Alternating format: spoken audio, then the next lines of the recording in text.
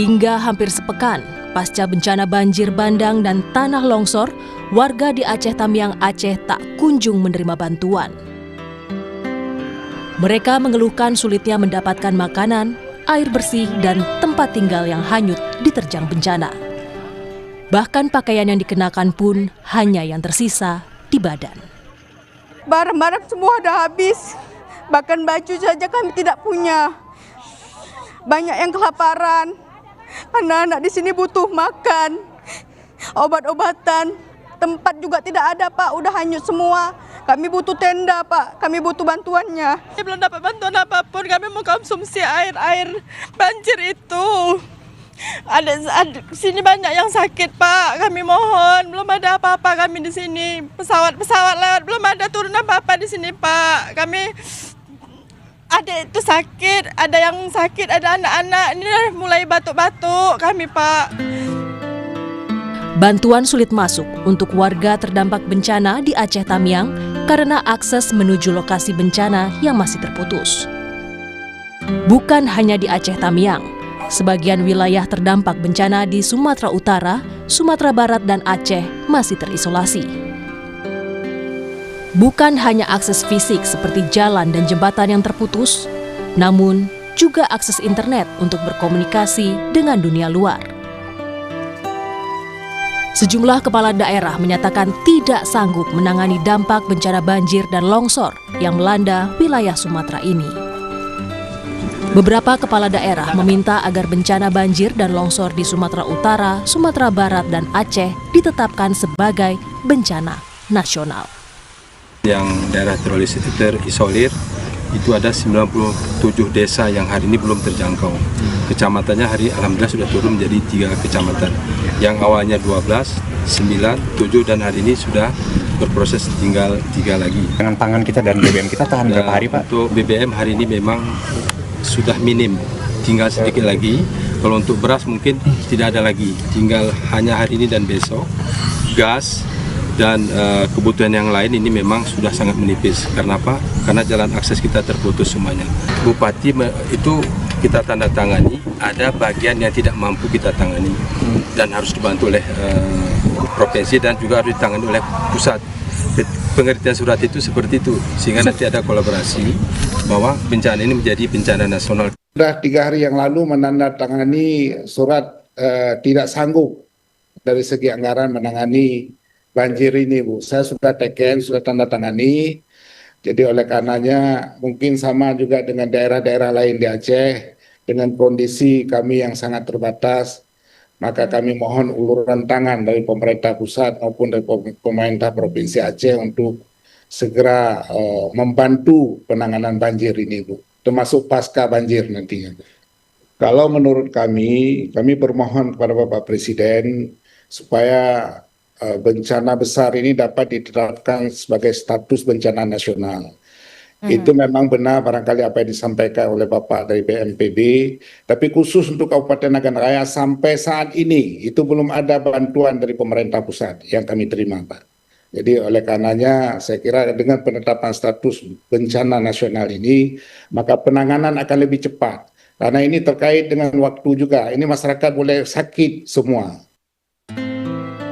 Direktur Eksekutif Amnesty International Indonesia, Usman Hamid, mendesak pemerintah untuk menaikkan status bencana di Sumatera menjadi bencana nasional. Dengan menaikkan status menjadi bencana nasional, Usman menjelaskan pemerintah bisa dengan cepat mendistribusikan bantuan dan menerima bantuan dari dalam maupun luar negeri. Sekali lagi, kami turut mendesak kepada pemerintah untuk segera menyatakan keadaan darurat nasional. Ini demi percepatan pertolongan kepada saudara-saudara kita, kepada satwa-satwa Indonesia di Sumatera Utara, di Aceh, dan juga di Sumatera Barat. Pernyataan keadaan darurat nasional ini sangat penting untuk membuka segala peluang bantuan dari dalam maupun dari luar negeri.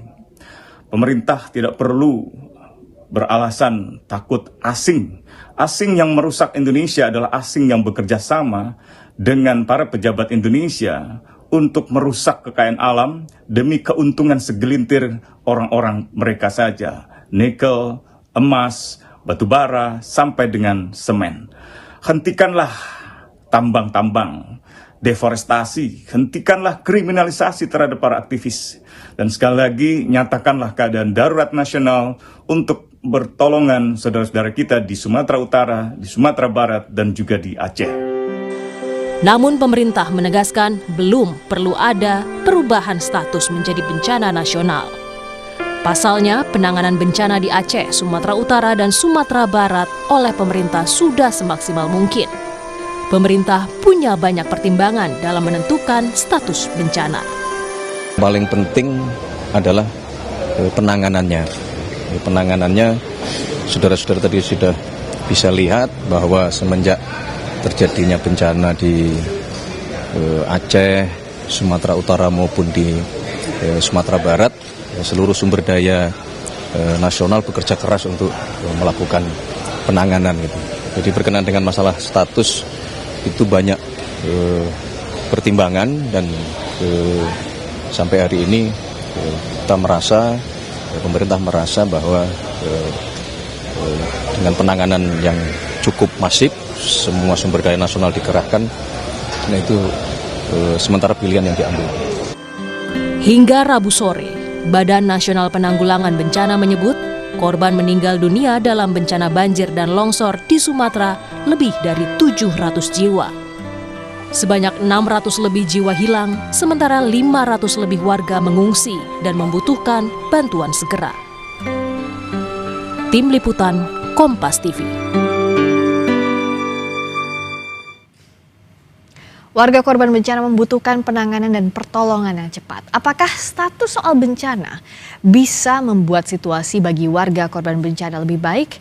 Kita akan tanya kepada sejumlah narasumber yang hadir. Ada tenaga ahli kantor staf Presiden Ilham Malik, juga media manager Amnesty International Indonesia Hairil Halim. Selamat malam Mas Hairil. Selamat malam Mbak Rizka. Mas Ilham. Selamat malam. Mas Ilham, mengerahkan segala unsur secara nasional, tapi statusnya bukan bencana nasional. Kenapa?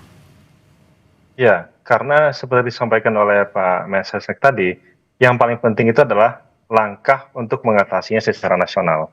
Bukan statusnya, tetapi langkah-langkah yang dilakukan oleh pemerintah itu bersifat skala nasional untuk menyelesaikan masalah yang ada di sana. Jadi kita memang mencatat bahwa pada hari ini sudah ada 770 jiwa ya menjadi korban meninggal.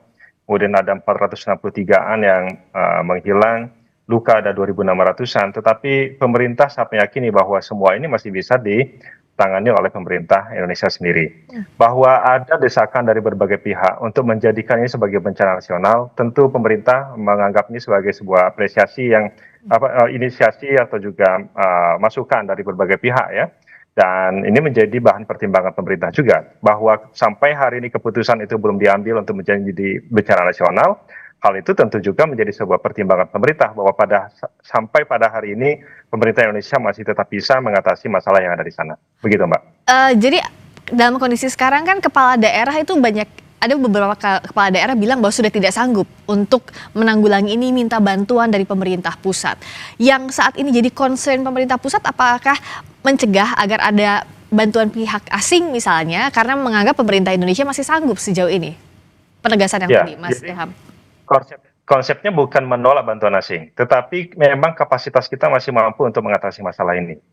Bahwa ada beberapa kabupaten, kota, atau beberapa kabupaten ya, ada 3 ya, menyatakan bahwa tidak sanggup, itu sudah dikonfirmasi oleh Pak Tito, bahwa yang dinyatakan tidak sanggup itu adalah masalah pembiayaannya. Maka pemerintah akan bantu pembiayaannya. Kalau mereka misalnya mengeluhkan keterbatasan di logistik tertentu, maka pemerintah juga akan memberikannya. Jadi mereka bukan lumpuh. Jadi pemerintah daerah bukan lumpuh, tetapi mereka mampu mengatasinya, tetapi ada beberapa keterbatasan. Nah, keterbatasan itulah yang kemudian pemerintah masuk ke dalamnya untuk membantu pemerintah daerah setempat untuk mengatasi. Jadi seluruh instrumen pemerintah pada hari ini masih bisa mengatasi hal tersebut. Mulai dari pemerintah di level kecamatan, kabupaten, kemudian di level provinsi, masih mampu mengatasi hal itu. Dan sampai hari ini masih berproses. Pemerintah, seluruh aparat kita, pemerintah daerah, pemerintah pusat, kemudian TNI, Polri, bergerak mengatasi hal tersebut. Jadi sampai hari ini tidak ada kelumpuhan pemerintah untuk mengatasi hal tersebut. Dan Presiden telah mengatakan bahwa ini bisa diatasi oleh pemerintah dan lakukan. Jadi seluruh sumber daya manusia yang kita miliki, seluruh sumber daya apapun yang kita miliki, itu yang dikerahkan untuk mengatasi masalah. Nah, memang ada beberapa hal yang masih luput. Bahwa informasi ada yang luput bantuan, informasi itulah yang kemudian digunakan oleh aparat kita untuk menjangkau daerah itu. Karena bagaimanapun sistem komunikasi yang sangat terbatas tentu membutuhkan bantuan dari berbagai pihak untuk menginformasikannya, sehingga apa yang dilakukan aparat kita dan petugas kita di lapangan itu tepat sasaran sesuai dengan kebutuhan yang ada. Oke, gitu Mbak Priska. Saya menangkap tadi dari Mas Ilham. Jadi pembiayaan ada yang tidak mampu dibantu oleh pemerintah pusat. Sumber daya dikirim oleh pemerintah pusat. Dengan seperti ini tapi tanpa status bencana nasional, saya mau tanya ke Mas Hairil, sudah cukup atau tidak? Ya, tentu sangat jelas tidak cukup, karena pihak-pihak yang berada di lapangan sendiri, kita lihat contohnya ada 3 bupati mengatakan mereka tidak mampu. Ini ibaratnya seseorang yang tertimpa tangga terus meminta tolong kepada orang di depannya mengatakan kamu masih sanggup kok, padahal dia sendiri udah nggak bisa nahan. Jadi yang kami khawatirkan seperti itu. Meskipun disupport tadi dari pemerintah pusat, itu tidak cukup juga? Iya, itu pernyataan dari bupati tersebut adalah sebenarnya data dari lapangan yang harus dipertimbangkan secara matang oleh pemerintah, bahwa ini benar-benar harus kita tingkatkan pada menjadi status darurat nasional. Kenapa darurat nasional? Agar ada status hukum dari tindakan yang akan dilakukan pemerintah, dalam hal ini pemerintah pusat. Ketika kita melihat beberapa frase yang digunakan pemerintah, ini sudah mirip dengan bencana nasional. Ini seperti mengatakan bahwa mirip Kompas TV tapi bukan Kompas TV, tapi kan tidak sama, iya kan? Kami khawatir frasa-frasa yang digunakan pemerintah ini nantinya membuat proses penanggulangan bencana tidak sustainable di lapangan. Karena tidak ada dasar hukumnya. Kita pastikan sustain. Kita tidak menutup bahwa ketika dia menjadi sebuah bencana nasional maka kemudian baru semuanya bergerak. Kan tidak begitu. Justru di situ Mas Ilham. Presiden sudah mengatakan bahwa seluruh apapun yang dimiliki oleh negara kita, pemerintah kita akan digerakkan ke sana dan sudah bergerak ke sana. Jadi tidak menunggu dia menjadi bencana nasional dulu baru dia bergerak. Saya tangkap itu dulu. Justru di situ permasalahannya Mas Ilham. Jadi ketika tidak ada status darurat nasional, nanti proses perjalanan proses recovery ini akan bisa terhambat karena tidak ada dasar hukum yang kuat. Seumpama mungkin ketika pemerintah sekarang mengatakan bahwa ini mirip penanganan bencana nasional, mungkin hari ini bisa cepat tapi besok bisa melambat. Tapi dengan adanya status bencana nasional ini, otomatis semua pihak akan all out. Dan di mana juga dengan status bencana nasional juga semua elemen bisa ikut membantu, termasuk ketika ada tawaran dari lembaga-lembaga internasional untuk datang membantu. Sebagaimana kita ketahui negara tetangga kita yang tertimpa bencana banjir ini, Sri Lanka, itu membuka diri terhadap bantuan dari luar negeri untuk masuk ke dalam Sri Lanka untuk membantu proses penanganan banjir di sana. Jadi pemerintah pusat seharusnya tidak menutup diri dari segala jenis bantuan yang ada. Oleh karena itu, status darurat nasional ini bisa membuka pintu untuk semua elemen bisa bergabung bahu-membahu untuk memberikan proses recovery atau proses evakuasi yang cepat. Dan status darurat nasional itu bisa memaksa daerah-daerah untuk daerah terdekat bisa untuk dimintain untuk membantu dari pemerintah pusat. Oh, ini status darurat nasional, minta provinsi tetangga untuk membantu, itu punya kekuatan hukum yang kuat ketika ada status darurat nasionalnya di situ. Kalau biasanya pemerintah bergerak dari status hukum dulu Mas Ilham, baru ke pelaksanaannya di lapangan. Kenapa untuk ini berbeda? Saya kira sudah jelas dikatakan oleh Pak Presiden dan juga Mas Sesnek bahwa seluruh pemerintah daerah, Pak Tito juga tadi sudah menyampaikan kan, bahwa seluruh pemerintah daerah sekarang ini sudah bergerak untuk membantu Aceh, kemudian Sumatera Utara dan juga Sumatera Barat. Ada bantuan dari Jawa Timur, ada bantuan dari Sulawesi, ada bantuan dari Bengkulu, semuanya membantu tanpa perlu ada status yang bencana nasional. Karena ini bukan soal status. Pak Hadi tadi sudah mengatakan bahwa ini bukan soal status, tetapi soal tindakan. Dan tindakan kita hari ini sudah mencakup seluruh apa yang dibutuhkan oleh oleh 3 daerah yang terkena bencana.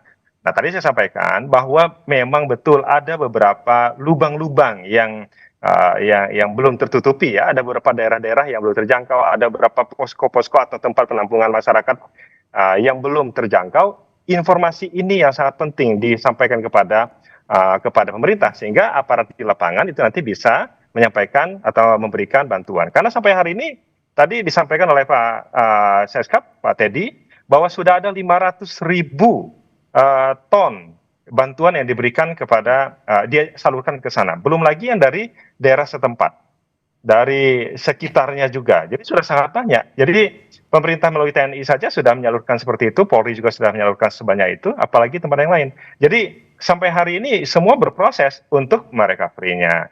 Bahwa hari ini masih ada yang belum ada bantuan, itu semua dijangkau. Bahwa masih ada yang rumahnya rusak, itu nanti akan masuk ke fase berikutnya, yaitu penanganan infrastruktur dan tempat tinggal kan ya. Karena fokus pada beberapa hari ke depan ini adalah penyelamatan korban. Mereka harus dipastikan sandang dan pangan mereka terpenuhi. Bahwa ada yang belum terjangkau, itu yang informasi itu yang sangat penting diterima oleh pemerintah untuk bisa menjangkaunya. Begitu. Kalau Pemerintah mengatakan bahwa tidak perlu ada status dan menjamin ini akan berkelanjutan, akan sustain. Ke depannya, Mas Hairil, apa yang dikhawatirkan dari Amnesty? Usai jeda kita bahas di Sapa Indonesia Malam. Masih di Sapa Indonesia Malam bersama tenaga ahli Kantor Staf Presiden Ilham Malik dan Media Manager Amnesty International Indonesia Hairil Halim. Mas Hairil, kalau tadi Mas Ilham menyatakan bahwa kalau dari pemerintah pusat itu firm bahwa nggak perlu status bencana nasional, tapi perlakuannya itu melibatkan seluruh unsur secara nasional dan akan dijaminkan soal sustainability-nya di lapangan. Apa yang masih dikhawatirkan sebenarnya dari Amnesty?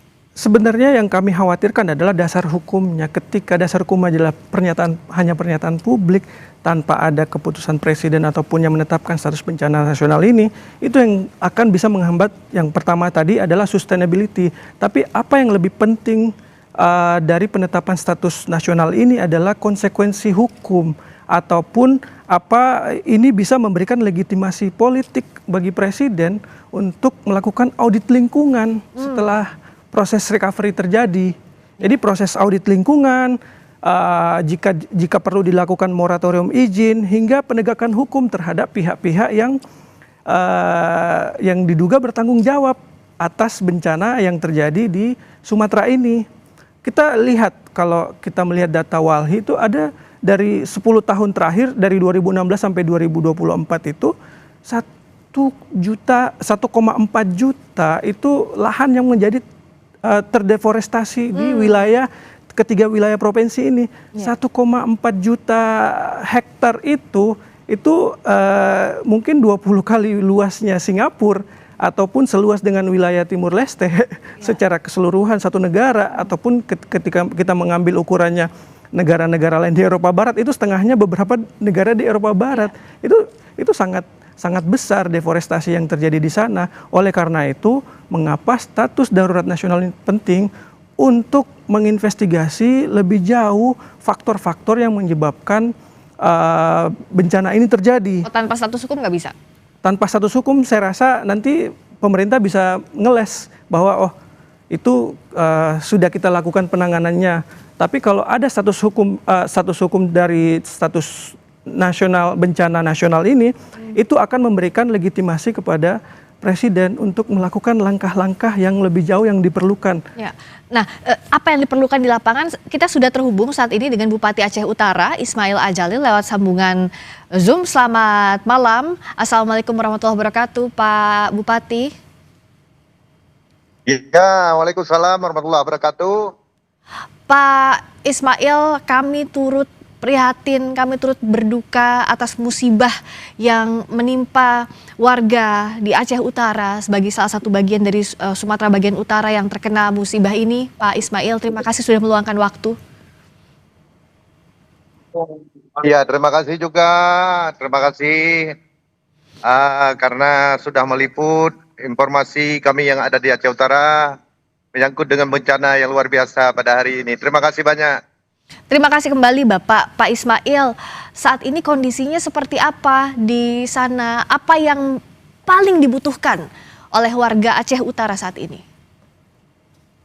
Iya, yang pertama sekali perlu saya ceritakan yang bahwa bencana di Aceh Utara bukan bencana sembarangan, lebih daripada tsunami kejadiannya. Karena tsunami-nya hanya kena pesisir dan hanya sebentar. Tapi ini sudah 9 hari, masih belum reda. Jadi rumah satu kampung itu ada rumah tinggal rumah 18 unit, lain semua hanyut.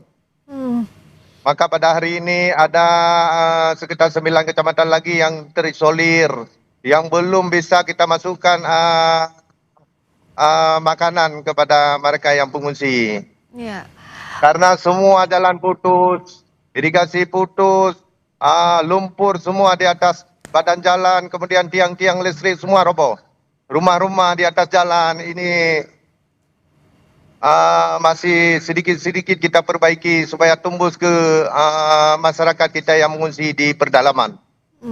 Pak Ismail, saat ini juga bergabung di dialog kita ada Pak Ilham Malik yang merupakan tenaga ahli kantor staf Presiden. Apa yang mau Bapak sampaikan langsung kepada pemerintah pusat? Ya, pertama sekali saya mohon kepada Bapak Prabowo agar membantu kami di Aceh Utara ini yang sedang malam-hari. Karena kami di kabupaten ini tidak sanggup lagi menangani banjir yang bencana yang luar biasa ini. Mohon perhatiannya Bapak Presiden untuk menangani persoalan yang ada di Aceh Utara. Saat ini sudah ada bantuan yang masuk, Bapak? Apa yang sudah ada? Yang sudah ada hanya yang ada di kabupaten. Yang di pusat belum ada. Kemarin saya minta itu pesawat dari BNPB. Sampai sekarang belum datang. Untuk kita transfer makanan kepada pengungsi-pengungsi yang di tengah-tengah hutan, yang terjebak di tengah-tengah hutan. Tapi sampai hari ini belum ada bantuan dari pemerintah pusat terhadap Kabupaten Aceh Utara. Bapak yang berada di tengah hutan itu, mereka bertahan dengan apa? Informasi yang Bapak dapat? Makan apa? Minumnya bagaimana? Itulah yang menjadi masalah. Ini kami lagi tempuh ini jalur-jalur hutan ini supaya dapat ini masyarakat kita. Ya. Maka dalam hal tersebut saya sudah memohon beberapa kali, tapi tidak ada yang mensikapi ini persoalan yang ada di Aceh Utara, bencana yang luar biasa ini. Saya langsung tanyakan ke Pak Ilham, silakan ada tanggapan. Bupati Aceh Utara meminta bantuan ke pemerintah pusat. Mungkin Bapak bisa jadi penyambung untuk membantu di sana. Baik, terima kasih. Assalamualaikum Bang Ismail. Insya Allah nanti apa yang tadi terkait dengan kendala yang ada di Aceh Utara, nanti akan kita sampaikan ke BNPB supaya nanti bisa diatasi segera. Tetapi tentu ini menjadi sebuah keprihatinan kita semua. Bantuan sudah ada tetapi tidak cukup, dan ini akan menjadi perhatian dari BNPB untuk drop bantuan sesuai dengan apa yang dibutuhkan oleh masyarakat di sana. Memang tantangannya sekarang ini dari seluruh wilayah yang ada di Aceh, Sumatera Utara dan juga Sumatera Barat, yaitu sebaran bencananya yang sangat luar biasa, dan mudah-mudahan ini menjadi perhatian kita bersama, cara penanganannya dan teknis penanganannya yang nanti akan dirumuskan dan dilaksanakan oleh teman-teman di satuan untuk mengatasi masalah ini. Pak Ismail, Pak Ismail, nanti informasi yang Bang sampaikan tadi akan kami sampaikan kepada Presiden. Baik, terima kasih. Ya. Silakan Pak Ismail. Terima kasih Bang. Ya, yang pertama sekali saya ingin menyampaikan, saya sampaikan mohon dibantu Aceh Utara ini Bapak Presiden. Karena ini kami tidak sanggup, karena kerusakan jalan, kerusakan irigasi ini, kemudian menyangkut dengan bahan pokok masyarakat ini, kami tidak sanggup, maka kami minta bantu kepada Bapak Presiden. Tolonglah kami Pak Presiden. Baik Bang, akan kami sampaikan nanti Bang. Ya, jadi. Iya, terima kasih.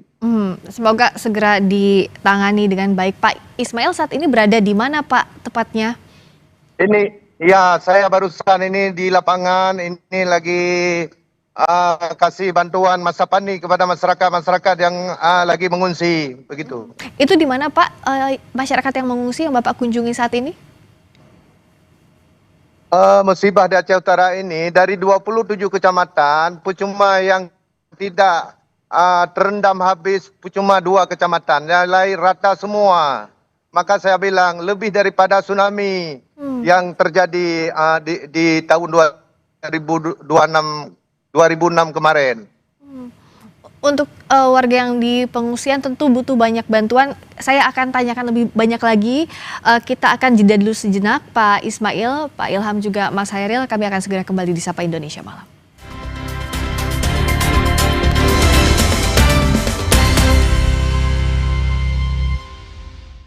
Nomor 1, ya Top Coffee Gula Aren. Gak cuma FOMO-FOMOan. Kopi, susu, gula aren, ngeblend. Kopinya nendang. Gula arennya legit. Top Coffee Gula Aren. I told you so. Favorit semua dari Wings. Kenapa aku pilih Le Mineral? Soalnya cuma ini nih yang masih ada segelnya. Debu jadi nggak akan masuk di sela-sela tutup botolnya.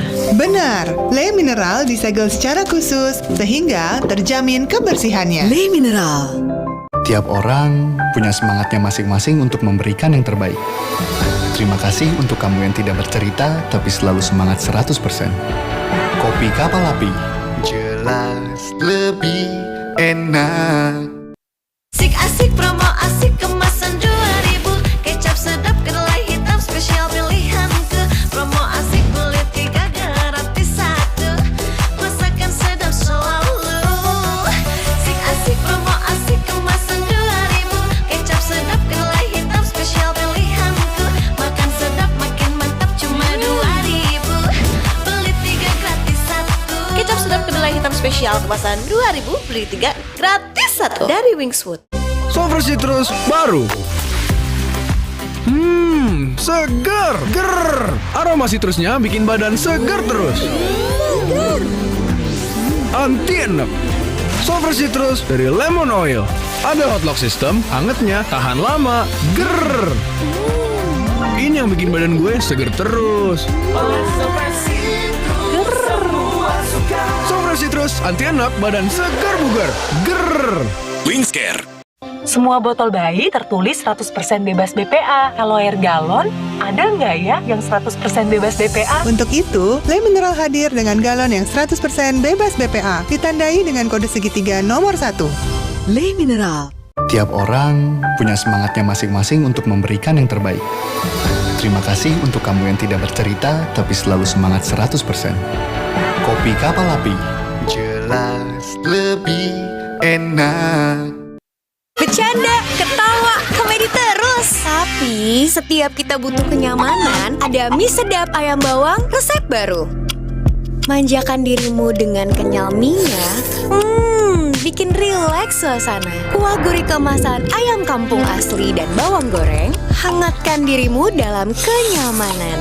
Tambahkan ke dalam kehangatan. Cobain deh resep barunya mie sedap ayam bawang dari Wingswood.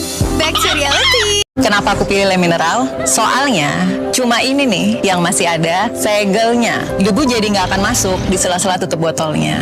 Benar, Le Mineral disegel secara khusus sehingga terjamin kebersihannya. Le Mineral.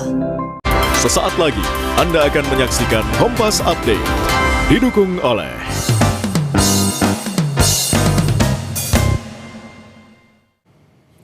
Anda menyaksikan Kompas Update pukul 19 waktu Indonesia Barat. Saudara, karena diguyur hujan deras, pohon besar di Jalan Raya Mukhtar Sawangan tumbang ke jalan. Kemacetan panjang pun terjadi hingga 2 km. Akibat insiden ini, ada sejumlah yang terdampak. Pohon beringin besar ini tumbang dan menutup kedua akses Jalan Raya Mukhtar Sawangan, Depok, Jawa Barat pada Rabu sore. Petugas gabungan segera melakukan evakuasi pohon dengan menggunakan mesin. Pengendara motor dan mobil sempat tertahan hingga 1 jam.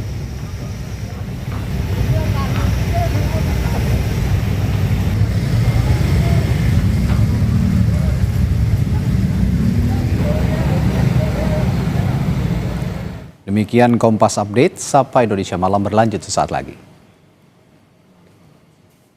Terima kasih Anda telah menyaksikan Kompas Update. Didukung oleh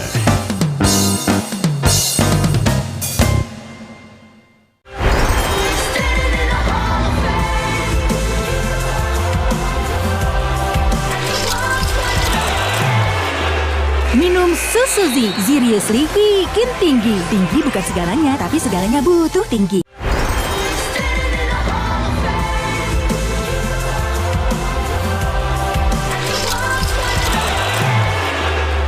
minum susu Zi. Seriously bikin tinggi. Tinggi bukan segalanya, tapi segalanya butuh tinggi.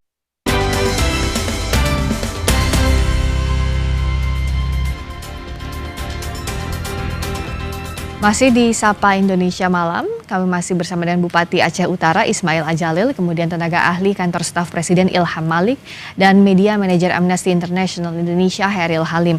Pak Bupati, saat ini apa jenis bantuan detailnya yang paling dibutuhkan oleh warga Aceh Utara, Pak Ismail? Yang paling dibutuhkan oleh warga Aceh Utara adalah ketahanan pangan, artinya makan. Nah, makanan, minuman, air bersih, ini yang paling dibutuhkan. Ya, makanan, minuman, air bersih. Kalau sekarang di pengungsian, Bapak bisa gambarkan apakah ada misalnya dapur darurat atau dapur umum sementara untuk suplai dengan bahan seadanya atau belum ada itu pun? Udah ada. Sudah ada. Semua ini masyarakat kita yang sudah kita bisa akses, semua ada di dapur-dapur umum, tempat pengungsian. Tapi masih ada juga wilayah yang belum terjangkau dapur umum, begitu ya Pak ya? Iya, belum bisa kita terobos ke tempat-tempat yang terisolir, dan ada tempat-tempat yang masih tergenang. Oh, masih ada yang tergenang juga saat ini ya Pak? Ya, masih ada tergenang. Sudah 9 hari masih ada yang tergenang. Pak Ilham, apa yang bisa pemerintah pusat dorong? Tadi makanan, minuman, air bersih itu kebutuhan yang paling ditunggu saat ini di Aceh Utara. Untuk bergerak ke sana, termasuk untuk membuka akses warga yang masih terisolasi itu seperti apa, Pak? Ya, memang upaya airdrop kan sudah dilakukan oleh pemerintah. Oleh aparat kita, TNI, Polri, semua sudah mengedrop makanan ke berbagai tempat. Tetapi memang pemerataan tempat dropping bahan makanan ini ya memang masih perlu penyempurnaan lagi. Dan ini informasi disampaikan oleh Bang Ismail terkait dengan kebutuhan makanan pokok itu seperti tadi kan kalau beras tadi sudah ada ya Bang Ismail ya. Tetapi lauk pauknya yang lain-lainnya saya kira itu juga perlu diperhatikan oleh kita semua, dan dropping bahan pokok ini tentu akan dilakukan oleh pemerintah. Dan informasi yang Bang Ismail sampaikan tadi ini akan menjadi langsung kami sampaikan kepada Badan BNPB supaya lokasi di mana Bang Ismail berada itu cepat di dropping oleh petugas yang ada di lapangan. Gitu. Ya, Mas Hairil melihatnya saat ini masih ada daerah yang terisolasi dengan kondisi belum ada bencana nasional, ini bisa dilakukan dengan baik? Kita lihat ada pemerintah pusat yang menjamin. Iya, kita memang udah ada komitmen verbal dari pemerintah pusat bahwa ini udah setingkat bencana nasional, tapi kembali lagi seperti yang saya bilang tadi, ini kurang kuat memberikan dasar hukum agar semua pihak itu ikut terlibat. Jadi jangan sampai kita menunggu ada banyak jangan hanya menunggu informasi-informasi dari media sosial atau dari media bahwa ada yang terisolir sana, karena dengan adanya status bencana nasional ini itu memberikan instruksi all out kepada seluruh perangkat negara untuk melakukan mapping, melakukan distribusi bantuan tanpa harus menunggu adanya informasi-informasi yang berasal dari publik. Tentunya informasi dari publik penting, tapi upaya all out inilah yang perlu dilakukan saat ini. Jangan sampai ada daerah-daerah yang tidak terjangkau. Karena apa? Karena tadi statusnya bukan darurat nasional, itu sehingga seluruh sumber daya itu tidak dikerahkan secara maksimal. Jadi kenapa status bencana nasional ini penting, agar ada kekuatan hukum yang menjadi landasan bagi semua aparat negara untuk bergerak melakukan evakuasi, recovery, dan juga nanti melakukan penegakan hukum setelah proses evakuasi dilakukan di lapangan. Jadi memang harus ada dasar hukum itu. Jadi statement verbal dari pemerintah bahwa kita menjamin sustainability itu saya rasa kurang kuat. Harus ada produk regulasinya yang menjadi dasar hukum ketika supaya Presiden menetapkan ini bencana nasional, itu kan nanti ditindaklanjuti dengan edaran-edaran ke daerah. Setelah semua daerah cara bertindaknya pun berbeda ketika dia bencana nasional dengan bencana yang mirip bencana nasional statusnya. Ini beda tapi sama, gimana bilangnya ya? Sama tapi beda, hampir sama tapi beda. Hampir sama tapi beda. Jadi kalau hampir sama tapi beda, kenapa nggak disamain aja? Oke. Nah, saya tanya ke Pak Bupati, kalau dari Pak Bupati sebenarnya penting atau tidak status bencana nasional sejauh ini? Kalau dari daerah apa sih yang diinginkan? Gini masalah status. Kalau di daerah ini kan memang kita tidak bisa berbuat apa-apa. Kalau kita lihat dari bencana tsunami itu kan hanya sebentar. Hanya sebentar, udah selesai. Tapi ini bencana sampai hari ini belum selesai. Mayat sekalipun belum habis ditemukan. Baru ditemukan 121 orang. Kehilangan nyawa manusia, yang kehilangan ada 118 orang lagi yang hilang menurut data sementara. Apakah tidak wajar itu status menjadi bencana nasional? Kemudian kalau tsunami waktu itu hanya pesisir kenanya. Tapi ini di Aceh Utara aja 27 kecamatan, cuma 2 kecamatan ini yang tidak kena. Tapi tidak kena semua, separuh kena. Kemudian terhadap rumah masyarakat, ini semua hilang. Ada beberapa desa ini memang tidak ada lagi rumah. Kemudian sudah 9 hari pejabat kita yang ada di pusat, 1 orang pun belum ada sampai ke Aceh Utara. Maka tidak dilihat langsung bagaimana kejadian di Aceh Utara sebenarnya. Kemudian juga kami tidak bisa akses informasi. Selama ini sinyal HP mati, lampu mati, kami semua terjebak di atas atap-atap rumah. Ini yang terjadi di Aceh Utara yang sebenarnya. Maka nggak wajarkah ditetapkan sebagai bencana nasional di Aceh? Itu maksudnya. Ya, silakan Pak Ilham. Kita ingin mengatakan begini ya. Kita ini butuh status atau tindakan nasional. Kalau kita butuh tindakan nasional, itu yang dilakukan oleh pemerintah. Dan sampai hari ini pemerintah masih begitu serius untuk mengatasi masalah yang ada. Dan tidak serta-merta ketika dia dibuat statusnya sebagai bencana nasional, maka masalah yang ada di lokasi yang sekarang terdampak itu akan selesai. Karena begini, sampai hari ini ya, di Aceh sendiri ada 25,45% masyarakat yang terdampak. Itu memang betul, sampaikan oleh Pak Ismail tadi. Dampaknya yang terjadi di banjir kali ini itu berbeda dengan apa yang terjadi pada saat tsunami. Jadi memang sangat besar. Di Sumatera Utara ada 10,13% masyarakat yang terdampak. Kemudian di Sumatera Barat ada 2,4%. Memang relatif kecil. Yang paling besar adalah di Aceh, kemudian di Sumatera Utara. Memang skalanya sangat besar sekali. Tetapi tidak serta-merta bahwa ini kemudian dianggap kalau dia menjadi statusnya bencana nasional, maka tanda kutip ya, urusan penanganannya itu menjadi mudah. Tetap saja menjadi hal yang sangat sulit. Dan karena kesulitannya sama, penanganannya sama, maka bagi pemerintah fokusnya bukan pada status, tetapi pada langkah-langkah nasional yang dilakukan oleh pemerintah sebagaimana disampaikan oleh Bapak Presiden. Dan arahan dari Pak Presiden sudah cukup jelas bahwa seluruh aparat, seperti yang saya sampaikan tadi, seluruh aparat yang di pemerintahan itu segera dan juga sudah turun mengatasi masalah yang ada. Nah, saya ingin mengatakan begini, kalau ada kelompok-kelompok masyarakat yang bisa membantu, tentu ini sangat terbuka, sangat boleh dan sangat ditunggu. Dan itu tidak perlu menunggu menjadi bencana nasional, baru kelompok-kelompok masyarakat turun untuk membantu. Siapapun kelompok masyarakat yang ingin membantu korban yang ada di sana, itu sangat ditunggu dan terbuka bagi pemerintah. Dan ini kita tidak perlu sekali lagi meng-highlight soal bencana nasional, karena yang sangat penting adalah langkah-langkah ini kita kerjakan bersama, gotong royong untuk mengatasi masalah yang ada di Sumatera. Dan ini saya kira dengan sumber daya yang kita miliki, kita sangat bisa untuk melakukannya.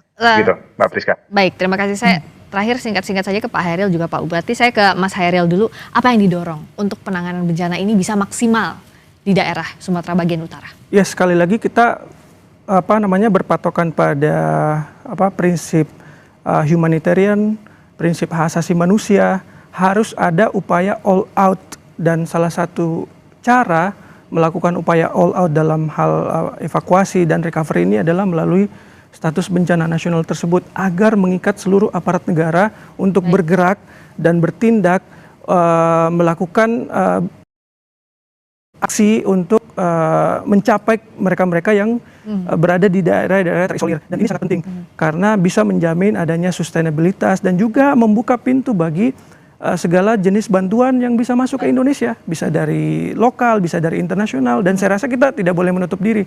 Dan sampai saat ini kita tetap mendorong adanya status bencana nasional ini agar memang tadi masih Mas Ilham mengatakan tidak serta-merta membuat itu tidak serta-merta menyelesaikan masalah dengan sosial. Justru ketika tidak status bencana nasional aja tidak serta-merta menyelesaikan, apalagi dengan tidak adanya status bencana nasional yang mengikat seluruh aparat negara untuk bertindak lebih cepat dalam melakukan penanggulangan bencana di daerah. Saya kira itu sikap kita. Kalau dari status yang ada sekarang ini saja sudah menggerakkan seluruh instrumen kelembagaan yang ada, Mas. Masih ada. Dan itu buktinya kalau ada kelompok masyarakat yang ingin membantu, bergeraklah dari sekarang. Oke, baik. Soal status tadi ada perbedaan sikap, tapi saya mau ke Pak Bupati dulu. Pak Bupati, silakan sampaikan apa yang Pak Bupati paling harapkan sekarang untuk penanganan bencana semaksimal mungkin di Aceh Utara terutama. Silakan Pak Ismail. Ya, yang pertama sekali untuk sementara kita membutuhkan ketahanan pangan masyarakat. Ya, makan, minum, pokoknya inilah yang kita butuhkan. Yang kedua obat-obatan. Kemarin baru ada obat, kita memang tidak ada lagi obat di Aceh Utara. Semua terendam.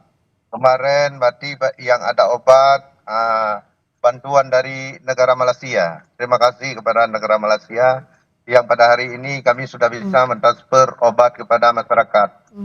Karena sudah kena penyakit semua. Masyarakat kita di Aceh Utara. Kemudian yang kedua, masalah ini bencana yang luar biasa ini, kehilangan rumah masyarakat. Ini bagaimana cara kita supaya masyarakat ini punya rumah kembali. Kemudian akses jalan. Jalan kita semua rusak. Irigasi kita rusak. Lahan pertanian semua rusak. Ini bagaimana kita selesaikan ini supaya masyarakat kita di Aceh Utara ini aman. Bisa pulang ke rumah masing-masing seperti biasa. Penanganan maksimal saat ini dan juga pemulihan nanti pasca bencana, Pak Bupati, sekali lagi kami berbela rasa, kami mengucapkan duka sedalam-dalamnya. Semoga penanganan bisa menyentuh seluruh warga Aceh Utara. Bagi korban meninggal segera ditemukan, bagi yang masih selamat juga diberikan kesehatan untuk bertahan di kondisi yang sulit ini. Terima kasih Pak Bupati Aceh Utara. Pak Ismail Jalil sudah bergabung di Sapa Indonesia Malam. Terima kasih juga tenaga ahli kantor staf Presiden, Pak Ilham Malik, juga Media Manager Amnesty International Indonesia, Mas Hairil Halim. Terima kasih, selamat malam.